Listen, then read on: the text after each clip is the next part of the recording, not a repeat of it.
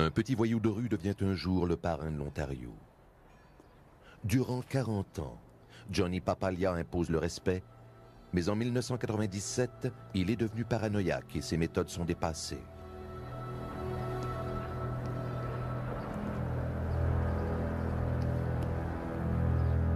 Il est le dernier représentant d'une espèce en voie d'extinction et les vieux truands n'ont pas l'habitude de mourir paisiblement.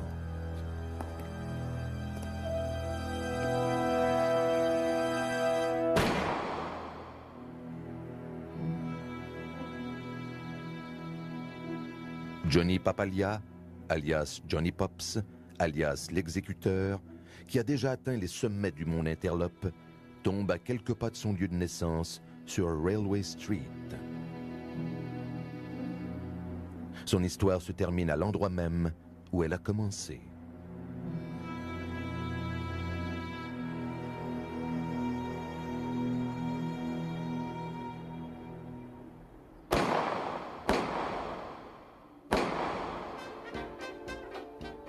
Le jour où Johnny Papalia vient au monde, 2 trafiquants d'alcool sont assassinés près de Railway Street. Johnny grandit durant l'époque trouble de la Prohibition, élevé par un père lui-même trafiquant d'alcool.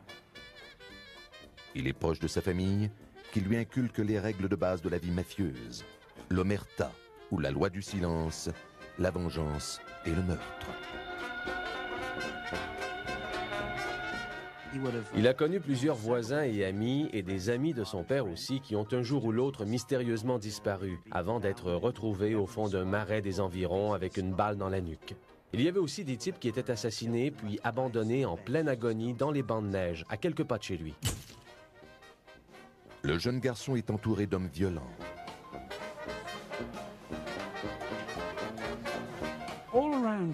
La notion de respect était omniprésente dans la vie de Johnny. Le fait d'appartenir au crime organisé n'y était pas étranger. Il n'a rien connu d'autre. Il a été élevé à la dure et a dû apprendre à se battre. Le destin d'une vie est influencé par les hasards et les fréquentations. Johnny a suivi les mauvaises influences, car les bonnes n'ont pas été nombreuses.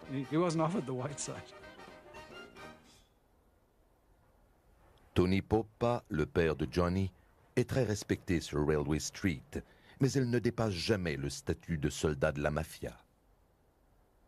Johnny Papalia adorait son père qui était tout pour lui. C'était tout naturel pour lui de suivre les traces de son père.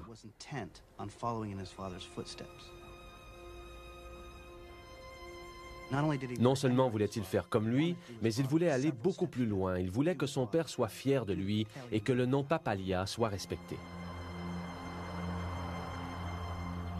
Le jeune Johnny souhaite ardemment se battre, mais plus souvent qu'autrement, il est confiné à un sanatorium.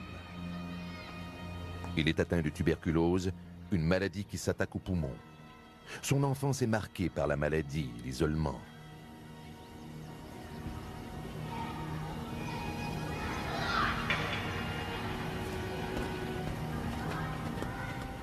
Si son père lui sert de modèle et la rue de système d'éducation, son état de santé le hante et lui sert de motivation. Johnny n'était pas très grand. Je crois qu'à sa mort, il mesurait seulement 1,70 m. Mais c'était un gamin batailleur qui se défendait bien et qui faisait preuve de bravoure.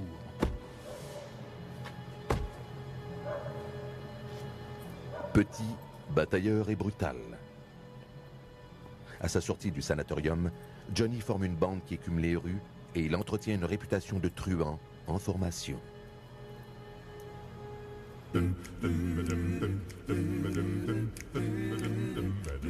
Il décroche de l'école secondaire et part faire sa place à Toronto. Johnny avait donc pris la décision de faire sa vie dans le monde interlope, mais il ne savait pas encore dans quel type de crime. S'il pouvait gagner de l'argent, s'amuser et laisser libre cours à son agressivité, alors il était intéressé. Mais dans les rues sans pitié de Toronto, ce fils de trafiquant d'alcool découvre une nouvelle façon de faire fortune. Il s'est lié d'amitié avec un homme qui était le principal revendeur de drogue de la ville et est devenu l'un de ses revendeurs de rue. Johnny s'est donc retrouvé les poches pleines de doses d'héroïne qu'il s'efforçait d'écouler dans les gares. Et cela n'a pas échappé à l'attention de la police. Tony Poppa vient rendre visite à son fils bon-à-rien et revendeur de drogue.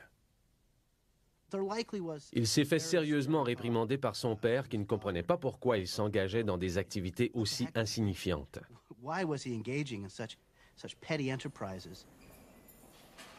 Johnny Papalia moisit en prison, condamné à 2 ans de pénitencier. À sa sortie, il ne cherche pas à se réhabiliter, mais plutôt à se perfectionner.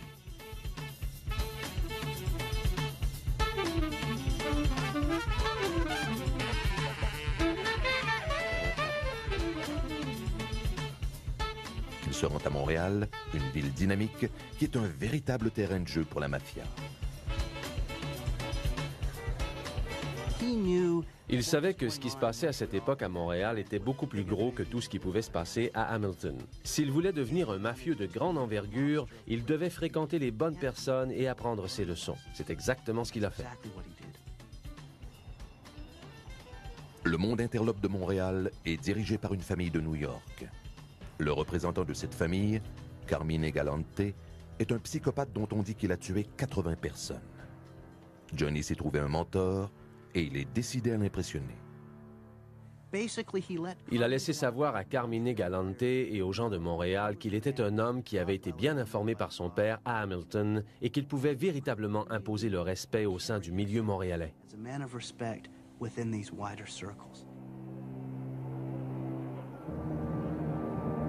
Johnny se joint à l'équipe des hommes de main de Galante, où il apprend les bases du monde mafieux. Son habileté à se faire respecter à l'aide d'un bâton de baseball lui vaut un nouveau surnom, l'exécuteur.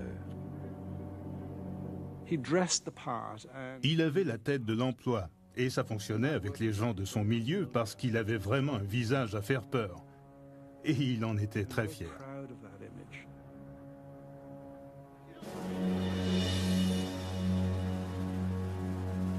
Mais l'apprentissage de Johnny tourne court.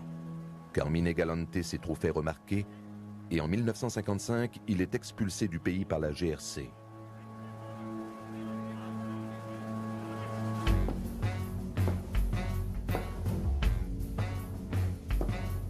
John Papalia retourne à Hamilton, plus déterminé et motivé que jamais. L'exécuteur n'est plus le petit voyou de rue qu'il était. Il s'est endurci et a pris confiance en lui. Et il est décidé à mettre en œuvre dans les rues de l'Ontario ce qu'il a appris à Montréal.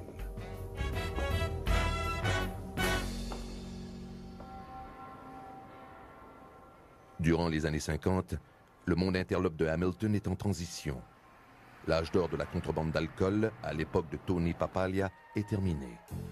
L'argent se trouve désormais dans la prostitution, dans le prêt à usure et dans le jeu, qui est maintenant le vice par excellence. Il y a de grandes similitudes entre l'époque de la prohibition et cet âge d'or du jeu. Les deux périodes ont vu l'émergence d'activités illégales simples qui étaient en demande dans la population. Les gens ordinaires devaient donc visiter le monde interlope afin de pratiquer ces activités qui pour eux n'étaient pas des délits très importants. Des tripots de rue aux casinos clandestins en passant par les courses de chevaux, l'argent du jeu représente 2 milliards de dollars par année à la fin des années 50 et John Papalia veut sa part du gâteau. Il n'avait pas la langue dans sa poche, il savait l'utiliser.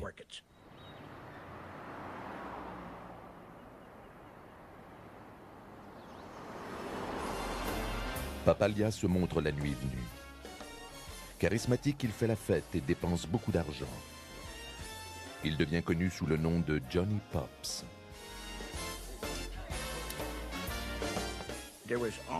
Toutes sortes d'hommes d'affaires respectables et fortunés venaient dans les clubs et ils adoraient ça. Ils aimaient l'action, ils aimaient pouvoir se frotter à ces types dont ils voyaient les noms dans tous les journaux. Bien sûr, les gars de la mafia étaient gentils avec eux parce qu'ils voulaient leur piquer leur blé. Ceux qui perdaient beaucoup d'argent pouvaient se consoler en s'amusant avec de superbes poupées. Il y avait beaucoup de pognon dans l'air et tout le monde y trouvait son compte. On peut presque dire que c'était une époque très heureuse.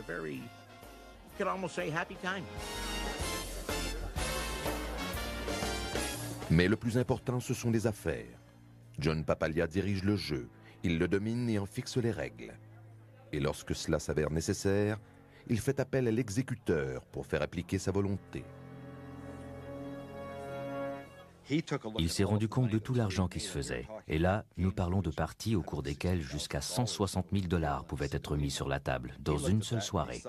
Et puis il s'est dit que tous ces types devraient payer pour obtenir une protection. Alors on a commencé à voir des vols. Les groupes de 4 ou 5 individus masqués entraient, armés de fusils à canon tronçonnés. Ils battaient les croupiers, tiraient quelques coups de feu, et puis s'enfuyaient. Et bien sûr, 1 ou 2 semaines plus tard, Johnny Papalia venait frapper à la porte en disant « Vous savez, vous avez besoin d'une protection. » La peur est un outil essentiel dans l'arsenal du gangster. Cela lui permet d'obtenir ce qu'il veut sans avoir à faire quoi que ce soit. John aimait intimider les gens. Il leur criait après, il les menaçait. Et il était toujours entouré de types qui donnaient l'impression de pouvoir mettre à exécution ce qu'il promettait. Si vous aviez la certitude que John Papalia allait vous casser une jambe parce que vous lui deviez 200 $, vous lui payiez ce 200 $ très rapidement. John a toujours dit que s'il n'avait pas eu la tuberculose quand il était enfant, il n'aurait pas besoin de tous ces hommes de main pour se faire respecter. Mais il avait eu la tuberculose. Étoile montante du Mont Interlope de l'Ontario, Papalia attire l'attention du parrain de Buffalo, Stefano Magadino. Surnommé le Croque-Mort, il est l'un des chefs mafieux les plus puissants des États-Unis.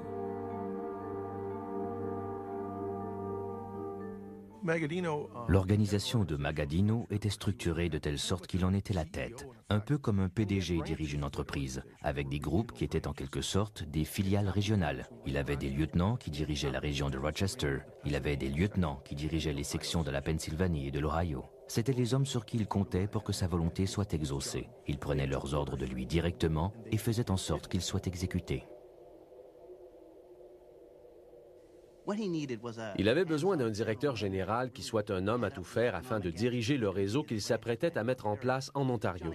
Johnny Papalia était sans aucun doute l'homme qu'il lui fallait. Il avait les muscles, l'expérience et les contacts nécessaires afin de mener à bien le projet de Magadino. Stefano Magadino se rend donc à Hamilton afin d'intégrer personnellement Papalia à sa famille criminelle. Dans le langage des mafieux, Johnny Pops est désormais un lieutenant, un homme accompli. Il venait enfin de réaliser ce dont il avait toujours rêvé. Depuis sa naissance au sein d'un clan de truands, il avait toujours recherché l'occasion de devenir l'acteur principal. Si l'on considère l'époque de Carmine Galante et de son père comme étant des années de formation, la cérémonie organisée par Magadino peut se comparer à son bal de finissant. Le gamin tuberculeux, le batailleur de rue, est désormais plus haut dans la hiérarchie du Mont Interlope que ne l'a jamais été son père, et son ascension ne fait que commencer.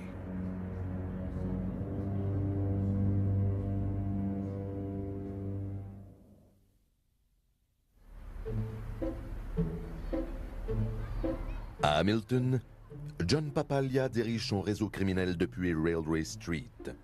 Son père, Tony Poppa, possède une bonne partie de la rue et fait partie de la communauté. Il en est de même pour Johnny Pops. John était extrêmement bon envers la communauté italienne qui résidait sur place. Il s'arrangeait pour que les enfants aient de l'argent et aux adultes qui arrivaient là-bas, il donnait un emploi comme balayeur ou comme laveur de vitres, peu importe. Il était amical et familier avec eux quand il les voyait et il leur donnait du travail. C'était sa façon à lui d'être bon avec eux.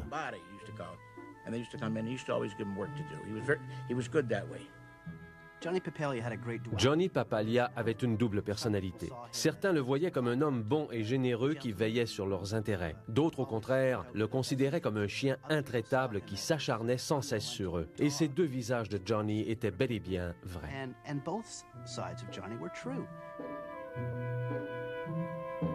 Marvin, le chauffeur, connaît les deux visages de Johnny Papalia. Mais lequel des deux est dominant?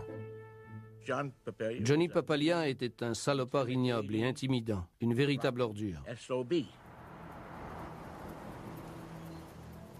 Ce sont les qualificatifs qui collent à la peau de Papalia en dehors de sa communauté de Railway Street. Le jeu est une industrie en croissance et Johnny entend bien la faire croître selon ses règles à lui. Il n'avait pas de participation en tant que tel dans les différents clubs, mais certains propriétaires lui donnaient une partie de leurs recettes afin qu'il les laisse travailler en paix et qu'ils soient leurs amis. C'est comme ça que ça fonctionnait.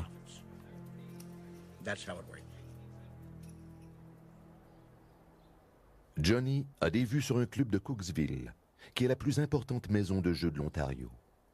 Il est dirigé par 3 truands, connus sous le nom des 3 voleurs. Johnny voulait une bonne part des recettes de ce club, alors il les a approchés en leur disant « Je suis Johnny Papalia, je suis votre nouveau partenaire. » Les 3 voleurs n'étaient pas intéressés à partager. Ils ont donc engagé des hommes de main venus de Détroit afin de remettre Johnny à sa place. Mais les 3 hommes se renseignent au sujet de la réputation de Johnny. Ils sont surpris des excellents contacts qu'il possède au sein de la mafia. Ils ont reculé aussitôt. Ils ont souhaité bonne chance à Johnny dans ses affaires et sont rentrés à Détroit en ne laissant aux 3 voleurs d'autre choix que d'acquiescer aux demandes de Papalia. Sa puissance était impressionnante. Il avait un nombre incroyable de contacts à Montréal, à Buffalo et à New York. Et il avait un appétit sans fin, non pour le pouvoir, mais plutôt pour le contrôle. Lorsque Johnny cherche à prendre le contrôle des activités liées au jeu de Maxi Bluestein à Toronto, il se heurte à un mur. John Papalia voulait réellement mettre la main sur les activités lucratives de Maxi Bluestein à Toronto. Et je suppose qu'en parvenant à ses fins, il passerait pour un héros aux yeux de son patron, Stefano Magadino, le croque-mort de New York.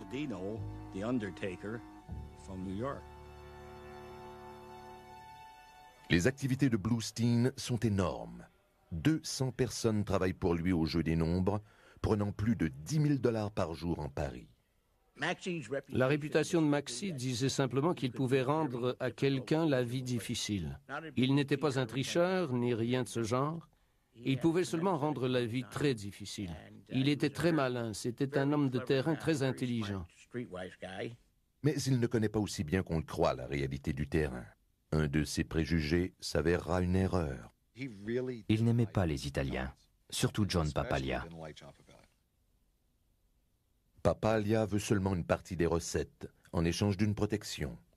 Pour Johnny Pops, il s'agit là d'une proposition honnête. Bluestein, en revanche, s'est mis à colporter des ragots au sujet de Papalia. Il disait qu'il ne s'écraserait jamais devant ses macaronis. Ils peuvent bien rester à Hamilton. Moi, je mène mes propres affaires. Il était réellement quelqu'un d'indépendant. En 1961, une rencontre a donc été organisée. C'était à la Town Tavern, au centre-ville de Toronto. Johnny Papalia a laissé courir la rumeur selon laquelle cette rencontre serait une question de vie ou de mort pour Maxi Bluestein. Maxi le savait et l'ensemble du monde interlope aussi. Tout le monde voulait être là pour voir ce qui allait se passer quand ces grands personnages allaient enfin s'affronter.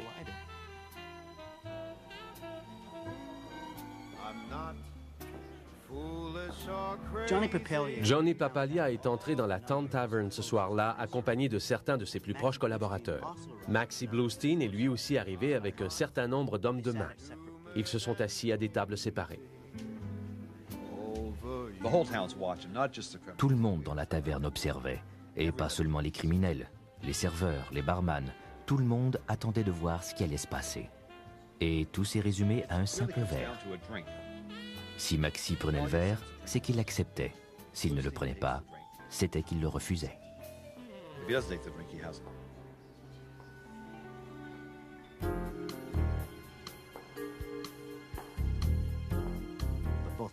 Mais Maxie, Johnny et presque tout le monde dans la salle comprenaient la symbolique autour de ce geste. Si Maxie acceptait le verre, cela voulait dire qu'il acceptait que Johnny devienne son partenaire. Mais il n'en avait pas la moindre intention, alors le verre a été refusé net.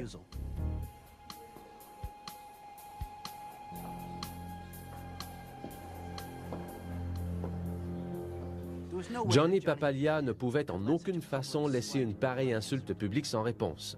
Maxie se faisait une fierté de cette situation. Il venait de tenir tête à Johnny Pops, l'exécuteur, et rien ne s'était produit. Il a même poussé l'arrogance jusqu'à renvoyer ses hommes de main à la maison. Il a vraiment très mal interprété ce qui était en train de se passer.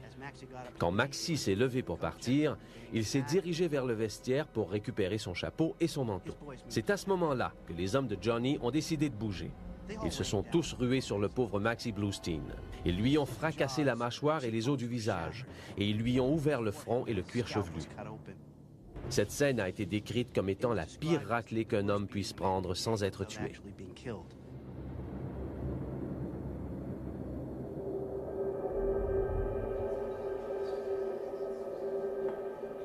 Je ne sais pas pourquoi ils n'ont pas tué Bluestein. Ils auraient pu l'emmener dans une ruelle pour l'abattre, mais ce qu'ils voulaient, c'était faire la démonstration publique du pouvoir de John Papalia. En demeurant en vie, Bluestein rendait donc probablement service à Johnny, car il était une preuve vivante de sa nature impitoyable.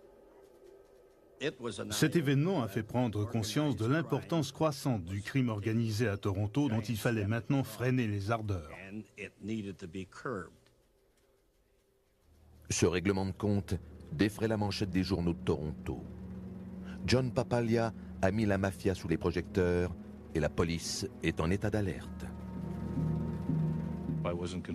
Je n'étais pas convaincu de l'existence d'une mafia au Canada jusqu'à ce que j'obtienne la preuve de lien entre des individus suspectés d'appartenir à la mafia et d'autres personnes qui étaient des mafieux notoires.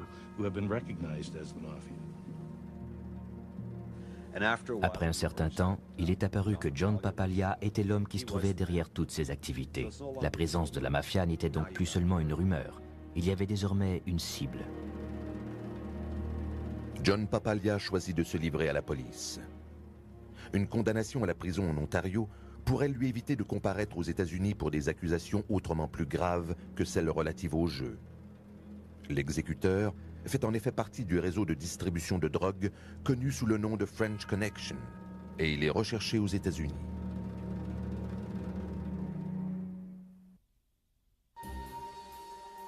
Lorsque John Papalia est nommé officier au sein de la famille de Stefano Magadino, il se voit imposer certaines obligations. L'une d'entre elles consiste à aider à diriger un énorme réseau de distribution de drogue s'étendant de Marseille aux États-Unis, qui se fait connaître sous le nom de French Connection. Johnny Papalia s'est retrouvé dans une excellente position lorsque le réseau de la French Connection a commencé à se former. Il avait des amis et des contacts en Sicile qui pouvaient lui fournir la drogue. Il avait aussi de bons contacts à New York pour écouler la marchandise. À un bout de la chaîne, il avait les fournisseurs dans sa poche et à l'autre bout, c'étaient les distributeurs. Il a donc mis les deux bouts de la chaîne ensemble. Johnny a aussi un partenaire. Il s'associe à Alberto Aguecci, un Sicilien fraîchement débarqué qui se spécialise dans la contrebande d'héroïne.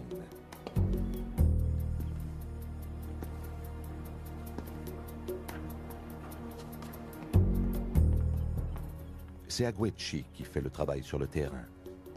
Il rencontre ses clients dans certains ports d'escale disséminés sur l'ensemble du littoral est.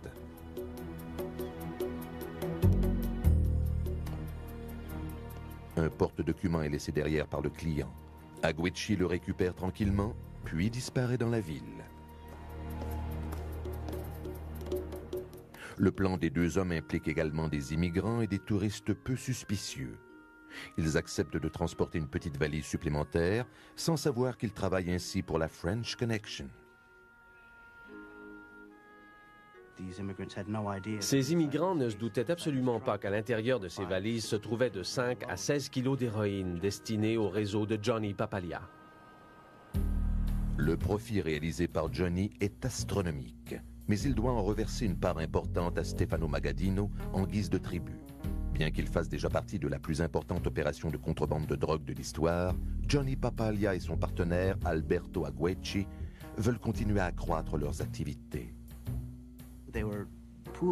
Ils mettaient leurs bénéfices en commun afin de pouvoir acheter une cargaison de 300 kilos qui leur aurait permis de casser les prix et de ruiner leurs concurrents.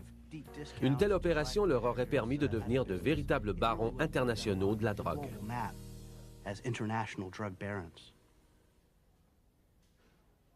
La transaction de 300 kilos n'est qu'à quelques semaines de se conclure, mais déjà le FBI est sur les traces de la French Connection. Papalia n'était peut-être pas connu dans le monde de la drogue, mais les hommes à qui il vendait sa marchandise, eux, l'étaient. Par exemple, Joe Valachi achetait son héroïne auprès des hommes de Johnny. Et Valachi lui-même avait déjà beaucoup attiré l'attention des autorités à la suite de précédentes arrestations. Il ne faudrait pas longtemps à des policiers d'expérience pour remonter la filière de revendeur en revendeur et pour se rendre compte que le réseau était en fait dirigé par deux Canadiens, Johnny Papalia et Alberto Aguechi. La French Connection est finalement démantelée. Ses membres sont arrêtés lors d'un gigantesque coup de filet. Stefano Magadino est livide. Le patron de Buffalo n'a jamais fait de prison et il refuse d'être impliqué dans ce désastre. Johnny doit faire tout ce qu'il peut afin de se protéger et de protéger son patron. C'est la raison pour laquelle, après l'affaire Bluestein, il fait prévenir la police de Toronto qu'il se promènera en ville un soir et qu'il se laissera arrêter. Il préfère aller en prison au Canada pour ce délit mineur plutôt que faire face à des accusations pour contrebande d'héroïne aux États-Unis. Mais tous les acteurs de la French Connection ne sont pas aussi malins. Alberto Aguechi a été arrêté à New York, puis libéré contre une caution de 150 000 $. Il croyait que Magadino s'occuperait de sa famille et fournirait l'argent de la caution s'il lui arrivait quelque chose. Or, Magadino a refusé de lui venir en aide. Aguechi a donc fait des remarques et des commentaires qui sont parvenus aux oreilles de Magadino, qui les a interprétés comme une menace de dénonciation dans cette affaire de contrebande de drogue.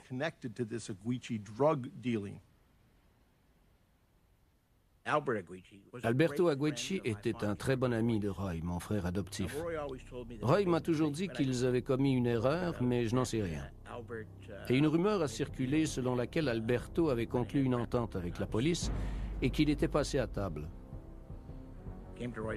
Il est allé chez Roy et il lui a dit « Roy, ils veulent me tuer. Ils pensent que j'ai parlé, mais ce n'est pas vrai. Peux-tu me rendre service et faire savoir que ce n'est pas vrai ?» Roy lui a dit qu'il ne pouvait pas faire ça, parce qu'alors les autres seraient en droit de penser que lui aussi était dans la combine. Alberto lui a alors demandé « Si je te laisse de l'argent et qu'il m'arrive quelque chose, pourrais-tu t'assurer que cet argent arrive jusqu'à ma femme ?» Et Roy lui a répondu qu'il pourrait lui rendre ce service. Le patron de Buffalo ne peut pas prendre le moindre risque d'implication dans l'affaire désormais empoisonnée de la French Connection. Magadino est décidé à faire un exemple. Les ordres de Stefano Magadino au sujet d'Alberto Aguechi étaient très explicites. Il fallait lui brûler le visage et les mains jusqu'à ce qu'il n'en ait plus, même si pour cela il fallait utiliser un chalumeau. La plupart de ces sévices lui ont été infligés alors qu'il était encore en vie.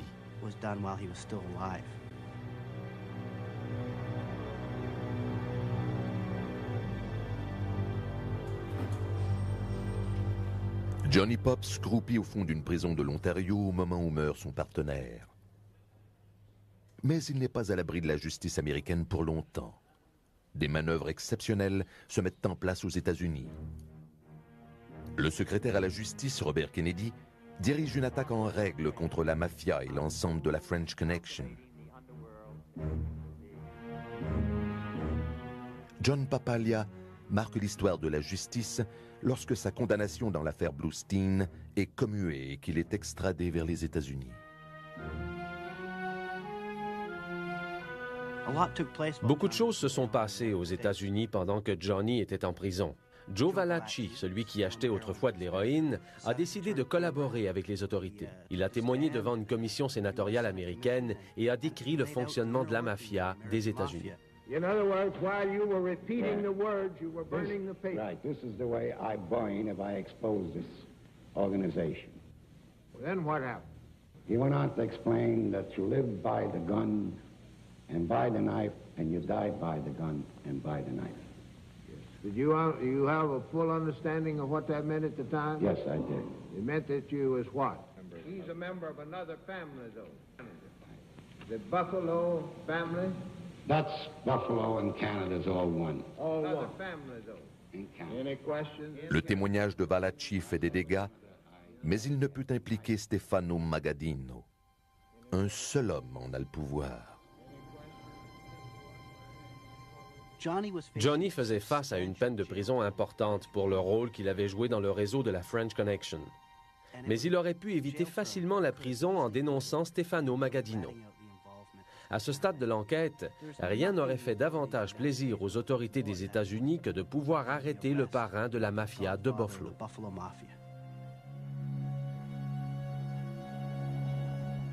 Mais le fils de Tony Papaglia a juré de respecter la loi du silence.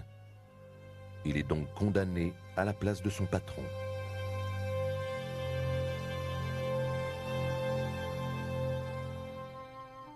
Tandis que Johnny languit au fond d'une prison américaine, une tragédie frappe Railway Street. Son père est mort pendant qu'il était en prison. Je suppose que ça a dû être très dur pour Johnny, non seulement à cause de l'immense respect qu'il avait pour son père, mais aussi parce qu'il n'a pas pu se rendre à l'enterrement. Johnny vit une incarcération difficile. La prison affaiblit terriblement ses poumons. Il est tellement malade qu'il est libéré pour des raisons de compassion après seulement 6 ans. Le premier geste qu'il pose à sa sortie, c'est d'aller se recueillir sur la tombe de Tony Pops.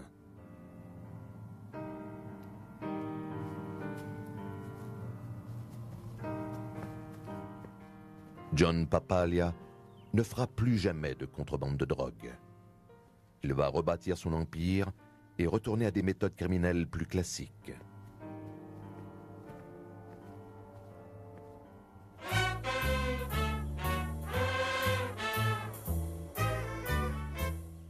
Johnny a prouvé sa fidélité envers Stefano Magaddino. Le patron de Buffalo le récompense en lui offrant une Cadillac flambant neuve et en le nommant enfin parrain de l'Ontario. La carrière de Johnny Pops est désormais relancée. Johnny avait beaucoup progressé depuis l'époque où, enfant malade, il s'amusait sur Railway Street. Mais curieusement, il n'a jamais abandonné ce petit bout de rue de Hamilton. Il contrôlait une bonne partie des activités interlopes de Toronto, il dirigeait Hamilton d'une poigne de fer et il aurait pu vivre n'importe où. Et pourtant, Railway Street est resté le centre de son empire.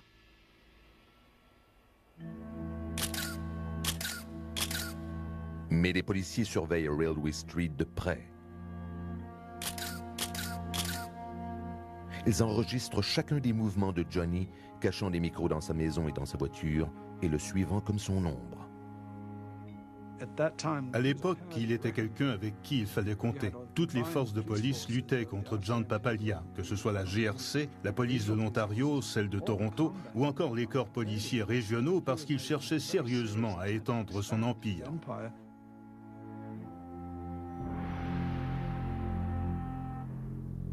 En 1974, l'ère de Stefano Magaddino prend fin. Le patron américain de Johnny s'éteint paisiblement dans son lit, entouré de sa famille.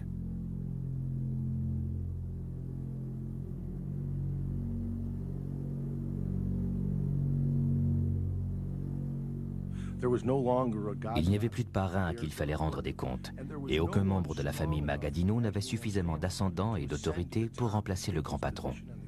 La famille s'est donc éclatée, et les anciens lieutenants ont commencé à mener leurs propres affaires.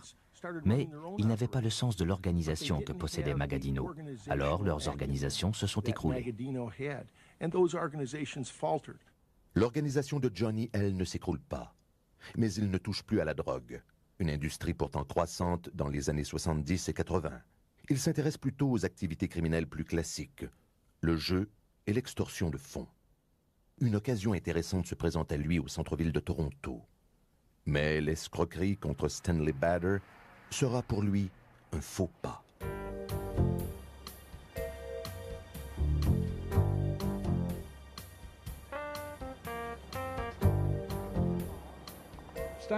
Stanley Bader était un courtier de Toronto qui avait escroqué certaines personnes à Montréal. John l'a appris et il est allé voir Bader en lui disant « Tu ne sais pas à qui tu as affaire. Tu joues avec la famille Cotroni du crime organisé de Montréal. Tu risques d'avoir de gros ennuis. » Johnny ment à Bader.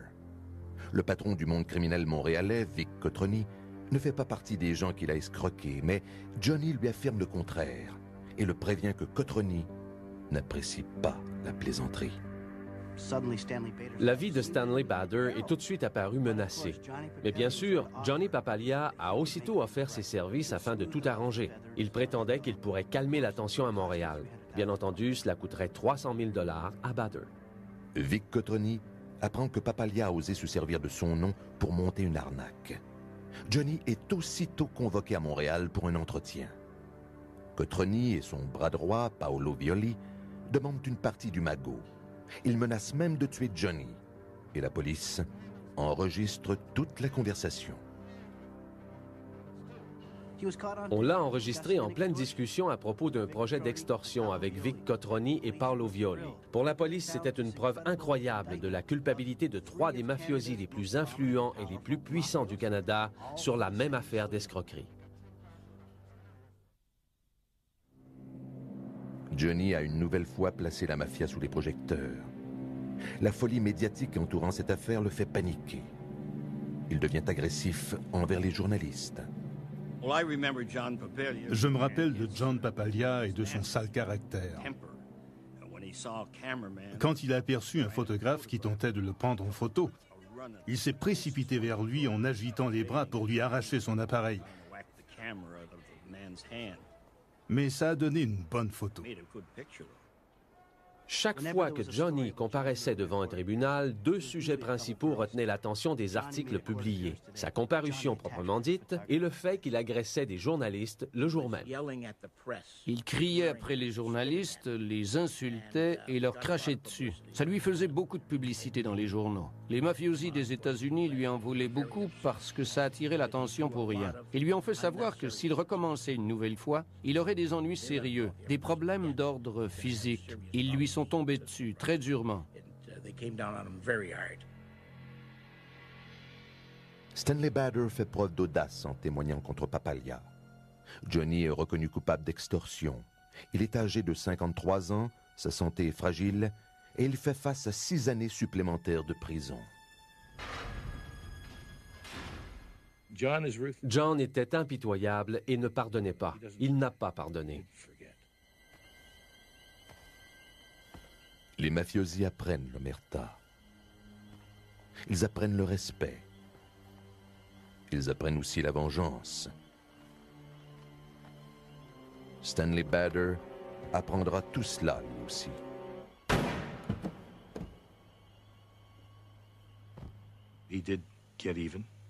Il a pris sa revanche dans cette histoire. Cotroni et Violi n'ont jamais été condamnés, mais celui dont le témoignage a mené à la condamnation de Johnny a par la suite été assassiné en Floride.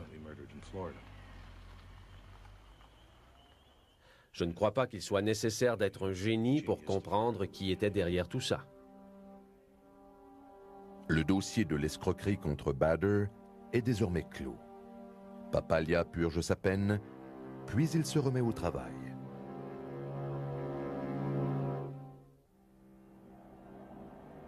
Au moment où il est libéré après l'affaire Bader, John Papalia a passé près du tiers de sa vie adulte en prison.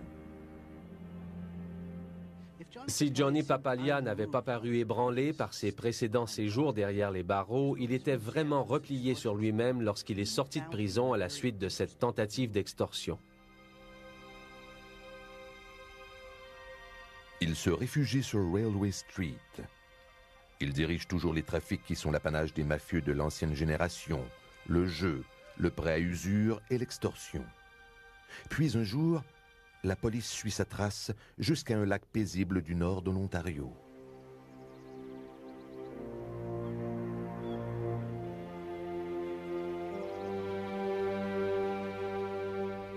Les policiers s'attendaient à une rencontre entre les dirigeants de la mafia.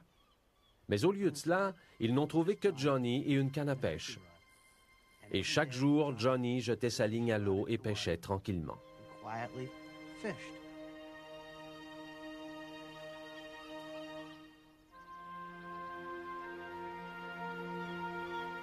Nous ne saurons jamais ce qui se passait vraiment dans la tête de Johnny, mais les signes d'une remise en question de sa vie étaient évidents. Mais comment peut-on refaire sa vie lorsque l'on fait partie du crime organisé? Cet homme qui a pris l'habitude d'agresser les photographes de presse accepte enfin de parler à un journaliste. Il se questionne sur le sens de sa vie.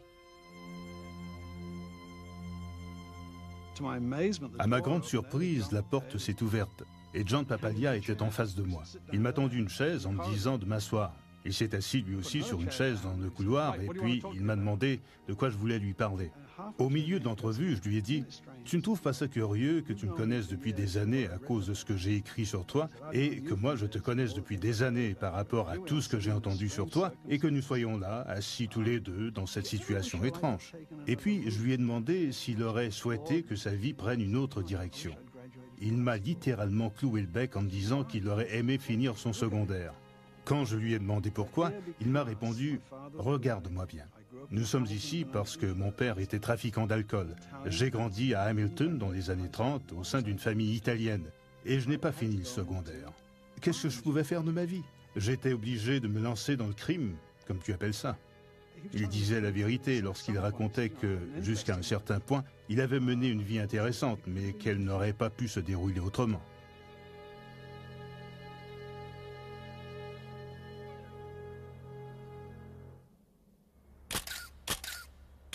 Au cours des années 1990, Johnny Pops paraît plus vieux que son âge et de plus en plus isolé. Il prend ses distances avec le nouveau visage de la mafia. La peur et la méfiance grandissent au fil des jours. Je pense que c'est lui qui a inventé le style de conversation en marchant. Plutôt que de s'asseoir derrière un bureau pour parler à quelqu'un, il préférait aller faire une promenade. Et je me rappelle qu'une fois, nous avions placé des micros dans les parcomètres pour essayer d'enregistrer une conversation alors que lui et son interlocuteur marchaient d'un parcomètre à l'autre. Où qu'il aille, il ne savait pas s'il était filmé, enregistré ou si on essayait de le renvoyer en prison. Et il a fait la preuve que la prison devenait de plus en plus difficile en vieillissant. Alors quoi faire?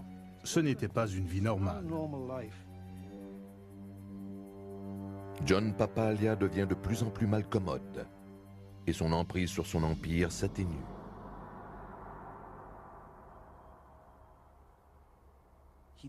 Il ne voulait pas toucher à la drogue parce qu'il savait qu'une autre condamnation l'enverrait en prison pour le reste de sa vie. Il ne voulait pas traiter avec les motards, que beaucoup voyaient comme l'avenir du crime organisé. Il gênait de toute évidence de nombreux mafieux ambitieux et plus jeunes que lui. Cela déplaisait à beaucoup de jeunes qui voulaient faire bouger les choses et qui voyaient en Johnny un représentant des anciennes méthodes. Vers la fin de sa vie, il a même reçu le surnom de « vieux bâtard ». Le plus gros problème de Papalia, comme c'est le cas pour tout le monde, c'était le temps. Certaines personnes s'adoucissent en approchant de la fin de leur vie, et d'autres pas. John est devenu un dinosaure parce qu'il n'a pas réussi à s'adapter aux nouvelles formes de crime organisé. Il était isolé et devenait paranoïaque. Je crois qu'il savait que le monde était en train de changer. Mais il se retrouvait seul, un vieil homme qui barre la route aux autres. Et cela signifiait sa fin.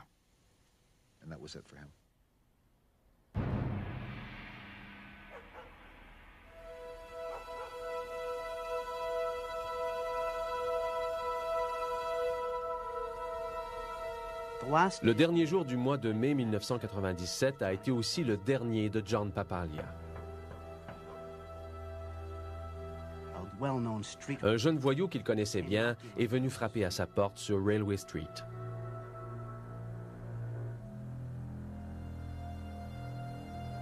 Les deux hommes ont discuté en marchant comme Johnny l'avait fait si souvent auparavant.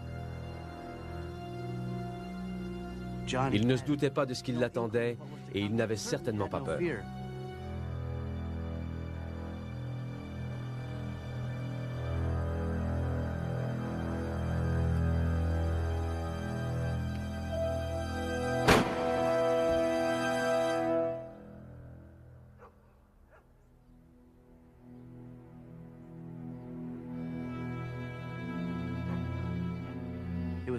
Il n'était plus que l'ombre de lui-même.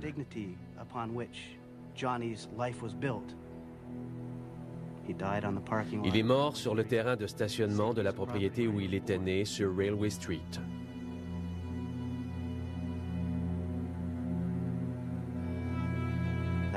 Ainsi a pris fin la vie de Johnny Papalia, l'exécuteur.